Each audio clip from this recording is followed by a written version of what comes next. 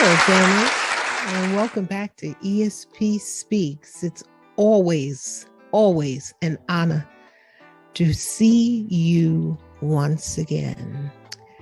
My guest today, she is a multi-titled author. She's a corporate trainer, a trained social worker, a Christian-based life coach, an entrepreneur, to say the least, and a minister of the gospel who has equipped her congregation with kingdom-based empowerment strategies for daily living.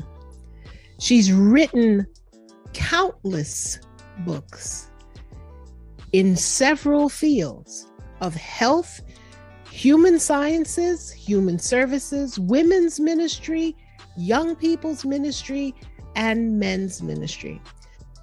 She's the founder and CEO of Strategies for Empowered Living, Inc., which is a human development and training company that was established in 2000. In 2016, she stepped into a higher calling and was led to founding the CASSANDRA MACK Ministries, which is a non-denominational ministry. Please help me welcome my sister, my friend, Cassandra Mack. I'm so honored and humbled to be here with you, ESP. I am excited. Thank you so much for having me on your show. You're doing some amazing things with this show, and I'm glad to be part of it. Thank you so much, Pastor. Wow, I can't even begin to tell you how blown away I am that you are here. And Pastor, it's although our theme today is how to get back up when life knocks you down, there is a question that I want to ask you prior to us jumping into the broader scope of the interview. And that is, what has been your biggest challenge, your greatest challenge with the people that you lead, your congregation, your clients, through this time of COVID? What have you been up against for them emotionally? What have you been up against? I think the biggest challenge is mental health. Right after physical health is mental health. And here's why. When you are in a pandemic is a global trauma. A global pandemic is a global trauma. And so many people don't even realize that they are in a state of psychological trauma where everything we've ever known has become unpinned. We call this a new normal. Wearing a mask, distancing ourselves, social distancing, not being able to gather. And we understand why we need to do this. But it does something to the psyche. And so the biggest thing is having a sense of hope for the future, not letting the fact that we got a social distance and this new normal bring us to a place where we have no hope. So it really is focusing on mental health. And mental health is caring for your soul. It's soul care. Self-care is soul care. And so what we do in Cassandra Mack Ministries, particularly at Church by Phone, what I do with a lot of people is we focus on care of the soul, the mind, getting our mind right, getting our emotions balanced, and making choices that lead to fruitful and positive outcomes. And so a lot of people are just in a state of trauma and don't even know it. And it really is a lot of undoing, unlearning, and learning how to navigate this new normal with resilience, with grace, with hope, with faith. Minister Mack, I see you as such a tremendous leader, and I am a part of your phone flock, as we shall say, which is phenomenal because, as I said, this started prior to the pandemic. You were already doing this on Sunday mornings prior to the pandemic. I was recovering from several brain surgeries, and you were there. I wasn't able to get up and go to church, and having your ministry on the phones on Sunday morning enabled me to connect in a way that was just invaluable. Thank you so much, and thank God for having you there. But I want to tap into the wonderfulness, I think I just made up a word, of your ministry. Tell us about your ministry first so that we can tap into the title with greater understanding after that. So can I just let you run with that one? Absolutely, absolutely. So ESP, Cassandra Mack Ministries, is a non-denominational Christian ministry that brings the message of the kingdom in a practical, relevant way that deals with today's issues. It is really about using social media and all of the platforms that we have during today's times to help people of faith and people who are seeking, who are not quite sure, but they know that there's more to life than what they're currently experiencing. They're looking for something, meaning, hope, a sense of purpose, a sense of fulfillment. And so what we do at Cassandra Mack Ministries is through the various mediums, classes, church by phone service. We also have a Wednesday wellness call on Wednesdays where we focus on mental self-care through the scriptures. It's all about helping people develop tools, tips, and techniques to navigate the twists and turns of life with biblical wisdom, resilience, and grace. And I started church by phone a little over 5 years ago, and it wasn't even supposed to be church by phone. It just grew. It started out as a prayer call where I came together with about maybe 5 to 7 people, and most of them were my family. And we had a prayer call that we made open to the public, and people just started joining. And then at the end of the prayer call, they were like, well, what are we doing next week? And I didn't even think that far ahead. I was just really going as the Holy Spirit led me. And so we had another prayer call. We called it 15 minutes of prayer. It wasn't the church by phone hour power, it was 15 minutes. Then it became 30 minutes of prayer. And then we kind of found our groove, and it developed into the Sunday service hour power. And the beauty of our church by phone is that we have people who call from hospitals that are not able to get to church. We have people who are not mobile for various reasons, and they're not able to get to a physical church because of maybe a disability, and they're able to call in by phone. We have people who have never stepped foot in the church. A lot of people who have suffered church hurt. They're like, I ain't going back. But they find their way to pick up that phone. We have people in the strip clubs. We have people who were former gangbangers who are really learning the message of the kingdom, which is that God has a purpose and a plan for you and a hope and a future, and you are needed and loved, bottom line.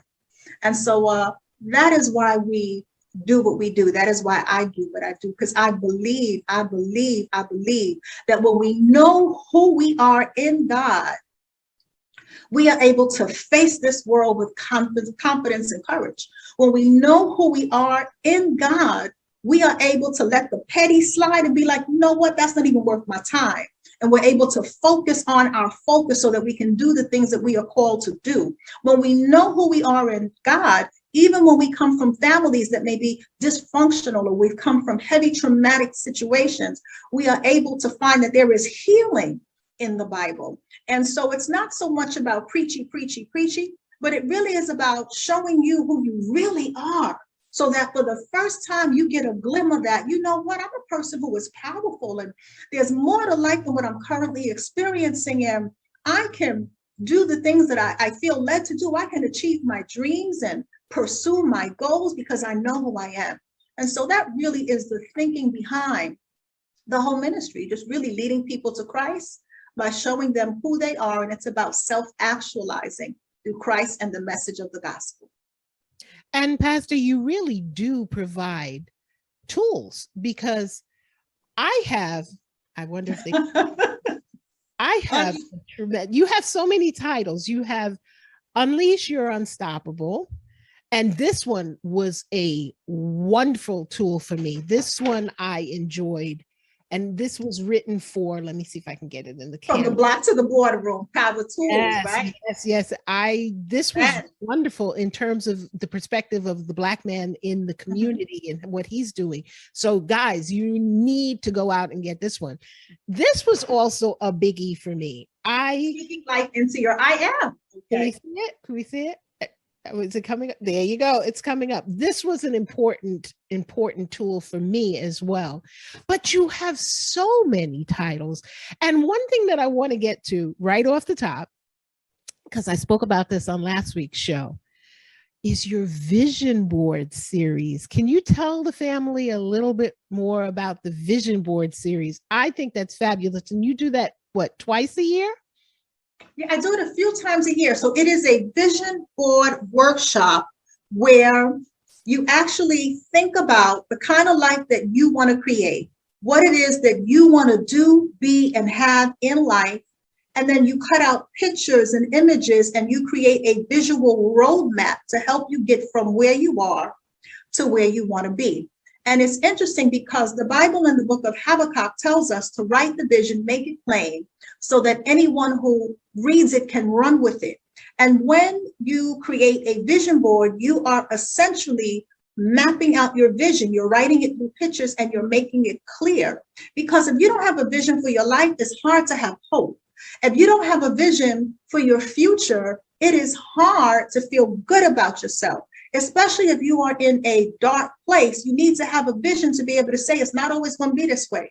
One day I'm going to do ABC, and then you can fill in the blanks. You know, one day I'm going to start my business. One day I'm going to write a book. And then you move from one day to actually putting a date to it. And so in the vision board workshop, we really teach people how to use your imagination. And here's the thing about vision that people don't understand in terms of what a vision truly is. A vision is a supernatural illustration of something yet to be manifested within a specific time frame, utilizing the inner resources of your imagination and creativity. Wow. Pastor. Wait. You gotta go back and slow that one down. Let's piece that one out, because that was big. Give us that one again. I'm going to give it to you again. I'm going to give it to you in pieces, and then I'm going to give you an example. Yes. So a vision is a supernatural illustration. Let's start there. It is above the five senses. So when you have a vision in your mind's eye, let's say of graduating from college, pursuing a degree as an attorney, let's say that that's your vision. You can't physically touch it, see it, taste it with your five senses, but you see it clearly in your mind's eye. You can clearly see yourself walking across the stage in your purple, blue, or yellow cap and gown, accepting your diploma. Why can you see that? Because it is an above the natural, above the five physical senses illustration. It is a concept that is illustrated to you. That is above the five senses, that has yet to be manifested. So it hasn't happened yet, but it's going to happen in 4 years if you put in the work. And then it utilizes the power of your imagination. Now, imagination is two words, image and nation. So there's a world in your mind that starts with an image. So it utilizes the power of imagination and creativity. So when you're studying to become a lawyer or a doctor, or you're taking your trucker's license and you're studying for that, you are utilizing the resources of your creativity and your imagination. When you started ESP Speaks, you had a vision. Even if we don't have all the pieces, you had an idea of something you wanted to birth within a specific time frame, and you are living your vision now.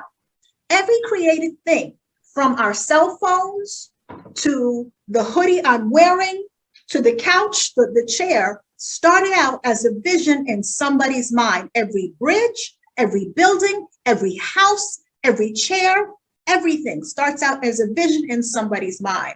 And so I really teach people in the vision board workshop to understand that just because your life hasn't come together yet doesn't mean it's not possible for you. Because if you have a vision in your mind, what you have within your arsenal is an above the natural illustration of something that you are going to manifest in a specific time frame, be it 6 months, a year, 2 years, as long as you put in the work. So, Pastor, could you tell us a little more about your inspirational products that get me through my morning? Because, with my cup, I can't get through the morning without my cup. Absolutely, absolutely. So, I believe in the power of words, and words are instrumental. They're so instrumental that, we're either speaking life or we're speaking death. And so I created this inspirational line where we have hoodies like the hoodie I'm wearing today. We have mugs, we have t-shirts that have a variety of inspirational and motivational sayings to help you keep your mind right, get yourself in a better frame of mind, and to give you some positive focus to focus on things that lift you up. And so, for example, the hoodie I'm wearing today says, remember who you are. You are loved, capable, valuable. And when you're wearing a hoodie like this that says, remember who you are, you're loved, you're capable, you're valuable, you're resilient. We all have those days when we feel like life has knocked us down. We all have those days where it is a struggle just to get it together. We all have those days where we are thrown for a loop because things happen and come at us that we were not prepared for, and we have to adjust ourselves. And it's easy to get into a space of complete overwhelm. But when you remember who you are, when you remember that you are capable, whatever it is that's coming at you, you are capable of handling it. You were capable of getting through it. You were capable of figuring out a way or allowing God to make a way.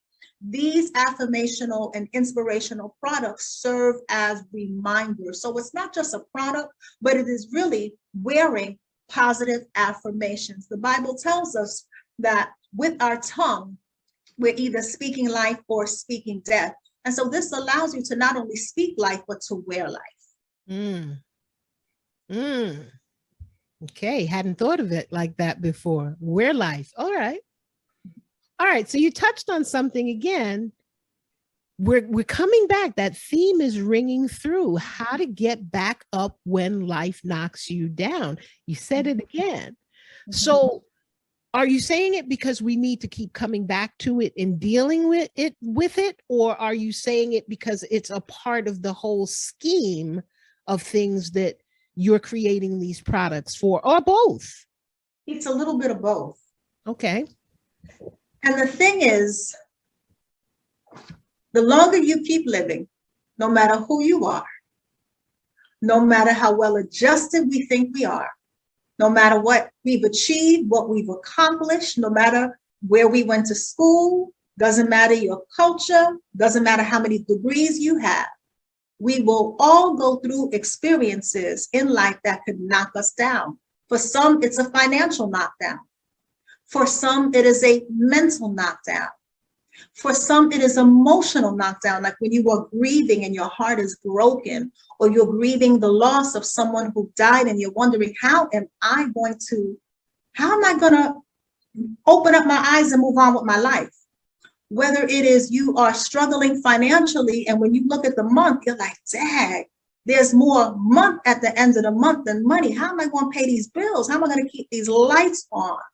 Whether you've been deeply betrayed by a friend and you were like, yo, I thought this was my A1 from day one, and this chick is sitting here being my biggest hater.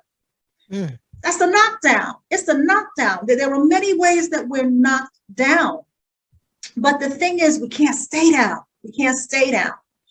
And so when life knocks you down, you have got to make the choice to get back up. And I want to share two very specific strategies. But before I share the strategies, I want to take you to a story in the Bible of a paralyzed man. And this paralyzed man was at the pool of Bethesda. And so the pool of Bethesda was called the Sheep's Gate Pool. And during that time, that was the time where people who were basically on their last straw, it would have been like what we consider a tent city today.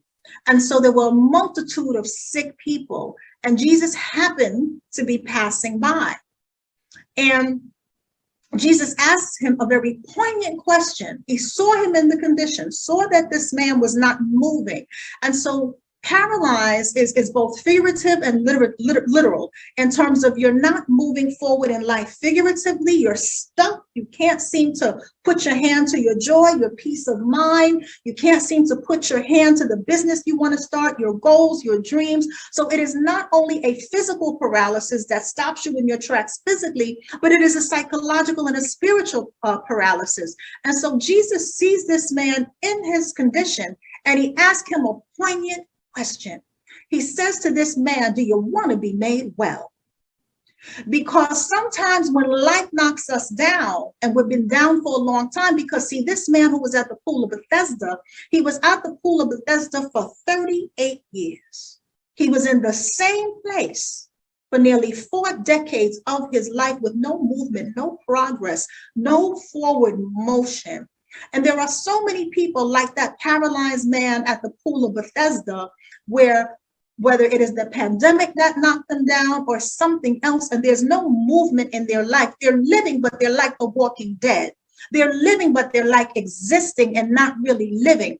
And so he's in the same place for nearly 4 decades of his life. And Jesus asked him, do you want to be made well?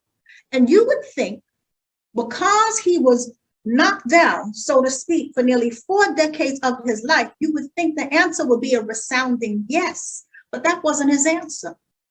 He said, I have no one to put me in the pool. And when I try to get to the pool, someone always jumps ahead of me. In other words, they won't let me, and I have no options. And so you mean to tell me for 38 years, you didn't meet not one person who's willing to help you? See, sometimes we become so invested in our victim story that it paralyzes us psychologically. And we say things like, I can do all things through Christ who strengthens me, as believers, but yet we ain't operating in our Christ consciousness and our power. It's got to start with a choice. And so Jesus asked him a poignant question. Jesus does not lay hands on him. They don't do no backflips. They don't run around 3 times with the purple cloth. He simply says, do you want to be made well? Now, the man says, I have no one to put me in the pool, and somebody always jumps in front of me. Jesus didn't even entertain him in a conversation about his victimhood. Jesus gave him a very clear directive. He said, arise, pick up your bed, and walk. And so when life knocks us down, it is really about a 3-step process that is illustrated in this story. Step 1, you got to arise. Something within you has got to be sick and tired of being sick and tired. You got to be sick and tired and say, you know what, self? I got to do better than this. And sometimes you got to learn how to talk to yourself, because your mind will take you in a million directions, and your emotions will take you to your crazy place if you allow it. And so there's got to be a time when, even depressed, that you say, you know what? I haven't showered in 3 weeks. I'm smelling myself. I'm killing the cats and the dogs. They done fell out because it stinks so bad. I got to do better than this. And this shows us when you begin to say things like when you begin to say things to yourself, like I've got to do better than this. This shows you how powerful you are, because who's doing the talking and who's doing the listening? Are there 2 of you? No. It is your spirit man telling your mind, get up and get it together. And so we got to arise. Something has to click where you say, if I continue on this path, it's not going to get any better. Nobody is going to come and bring me my happiness, my peace, and my joy on a silver platter. I have got to arise. And so he says to the man at the pool of Bethesda, Jesus says, arise. That's the first instruction.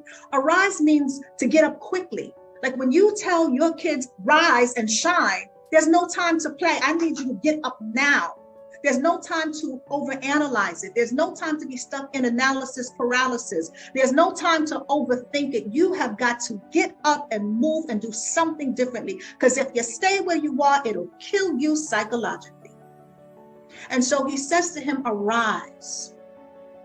And then he tells him, pick up your bed. That's the second step. And so that means there are no excuses.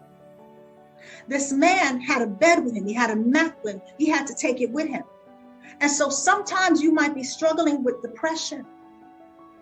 You're going to have to pick up the bed of depression and put one foot in front of the other, because depression ain't going nowhere. And so you're going to have to figure out, how do I manage life with depression? It's possible to do both. I can see a therapist so that I have a safe place to unpack. I can receive medication if needed. There's no shame in getting help. There's no shame in that. There's no shame in getting what you need to manage the things you were managing. If you were a diabetic, you would take your insulin. So think of psychological medication as medication for the organ of the brain. And so he says, pick up your bed. And so sometimes we got to pick up the pieces of our life, even though we don't know what the future holds, what it's going to look like when we get there, and we don't even have a plan. Sometimes it's that real, but you still got to pick up your bed, whether it is a bed of depression, a bed of grief, a bed of anxiety, a bed of childhood wounds, because you can't stop living because life knocked you down. Every day that you are blessed with an opportunity to wake up and breathe, you got to live like you need it. So he says to the man, arise, pick up your bed, no excuses. And so it's interesting, because the fact that Jesus tells this man to pick up his bed, we know that he had the potential and the capacity to do it. And so sometimes we don't believe in ourselves. We don't believe that we can make it through the grief. We don't believe us, and we're grieving on so many levels. Just thinking about this whole pandemic, we're grieving the loss of life. A lot of us have lost people close to us, and just seeing the death toll over the past 2 years, that does something to the mind. So on top of the global trauma that we're experiencing as a community, as a society, as a world, we're also grieving. But you still got dreams. You still got to find a way to love. You still got to find a way to live. You got to pick up that bed. And then there's one last step. You're going to have to walk. He says to the man at the pool of Bethesda, arise, pick up your bed and walk. You got to put one foot in front of the other and make the decision, I choose to live. I'm bruised. I'm battered. I'm beaten up. I've got baggage. But I choose to live. Ain't nobody perfect. I can't worry about who's whispering, who's looking at me, who ain't for me, who don't like me. I can't worry about that. I got to live. I got to pick up my bed and walk. Don't worry about my bed. You got your own bed. Pick up your bed and walk. Analysis paralysis, Pastor. Ladies and gentlemen, family, we are here with Cassandra Mack of Cassandra Mack Ministries and Empowered Strategies for Living. We're going to have to take a quick break because I'm overly involved. In fact, we're on the Pastor Mack show right now because I kind of just got absorbed in everything. But we're going to take a quick break. We'll be back in a moment with ESP Speaks.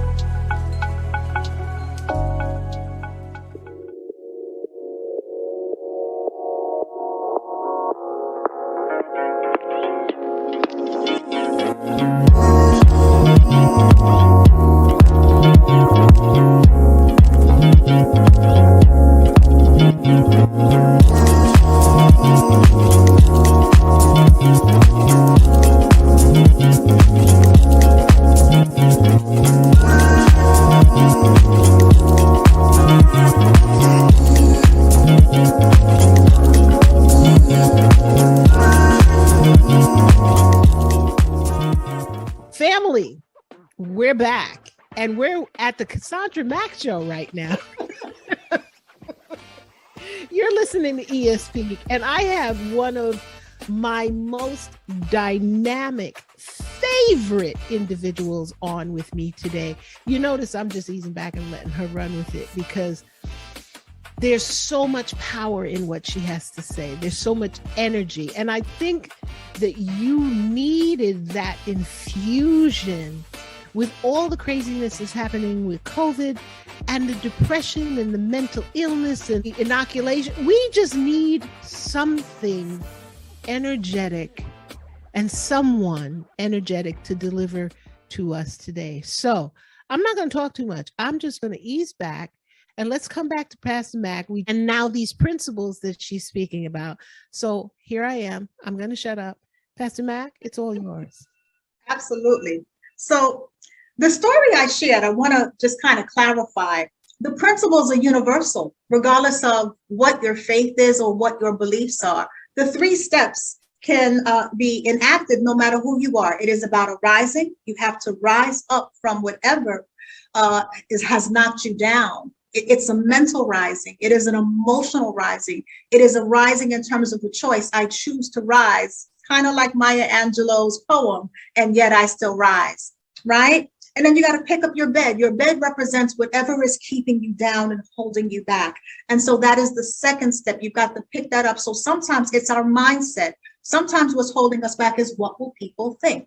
Sometimes what's holding us back is self-doubt. We don't believe that we have what it takes to rise above the situation. And then we have to walk. And walk is simply about choosing to put one foot in front of the other and give life your best shot.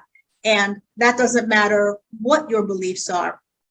And interestingly enough, in our Sunday service, church by phone service, although the teachings are biblical based, so we teach from a biblical based perspective. Interestingly enough, we have people who are Muslim who come. We have people who are Jewish. We have people who are agnostic. We have people who don't know what they are, don't have any kind of claims to anything, but they're utilizing the biblical principle because these are principles that are timeless, that are universal principles. So they're utilizing the principles to really empower themselves and be all that they can be. Where can they find you? When are you on Sunday mornings? And once again, the websites, because we have 2 major websites, and we also have the ministry website, which has the gear and the cups and the clothing, and you're just well-rounded. Absolutely. Thank you. Thank you, ESP. So the hub for everything is CassandраMackMinistries.com. That'll take you to my corporate website. That'll take you to the merchandise, the books, the products. So you can get to everything from CassandраMackMinistries.com. If you'd like to try out church by phone, come for a visit. All you need is a phone.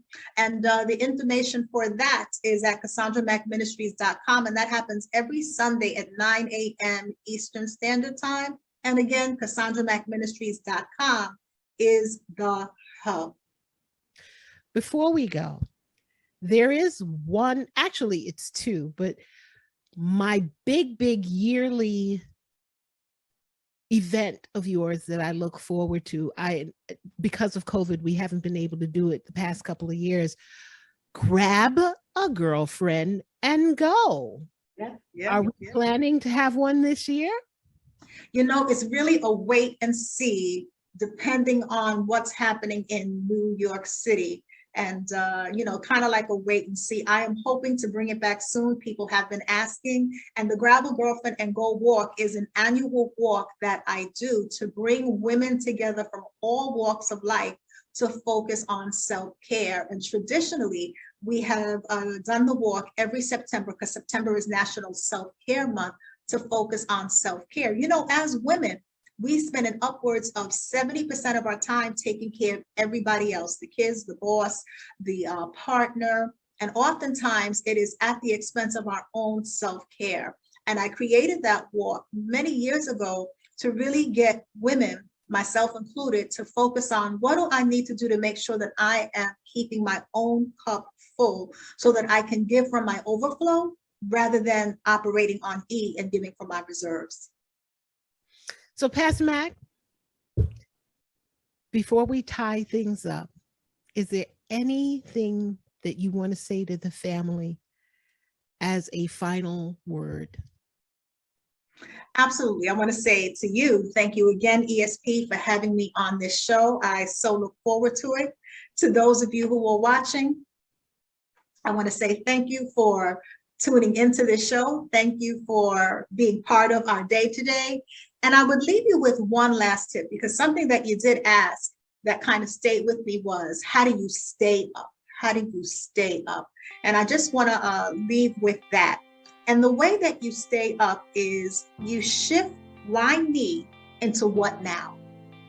So a lot of times, right, when life knocks us down and we just can't figure out how to get back up, we're stuck in why me? Like, why did I have to be the one to get the report from the doctor that says breast cancer? Why did I have to be the one who has to bury my child? I thought I would outlive my child. Why me? Life is not fair. It's not fair. Why I gave the best years of my life and this person left me as if I meant nothing to them? Why me? And if you stay in why me, you will stay down. And so the way that you begin to not only pick yourself back up, but stay up, is you breathe, you take life one day at a time, and you shift why me to what now. So what now may be, now I think I need to get myself into therapy. What now may look like, now I think I need to find a support group with other people who understand my grief. What now may be, now I may need to tell myself the truth about my emotional overspending so that I don't find my credit cards dangerously close to the limit. So it really is beginning to get honest with yourself and changing every why me into what now. And that's how we stay up. And it's a daily thing. It's a one day at a time thing. Family, you got to do the work. You got to do the work. Why me? What now? Pastor, it has been a joy, a privilege. Thank you so much for this. Humble. Thank you. It's been a joy for me too. And we hope you'll come back really soon to let us know if there's anything new or anything that, when is your next vision board? I would love to come back soon. Absolutely. I'd love to come back. And so our next event, we're planning a couple of events, but the next thing that we're doing is we're doing a 40-day fast from negativity. It's a 40-day fast from negativity. And the information will be up on the website sometime in February. We're going to launch it in February, and we're going to take 40 days to give up negative thinking, negative emotions. And what's going to happen is you sign up on the website, Cassandra Mack Ministries, to join the 40-day fast from negativity.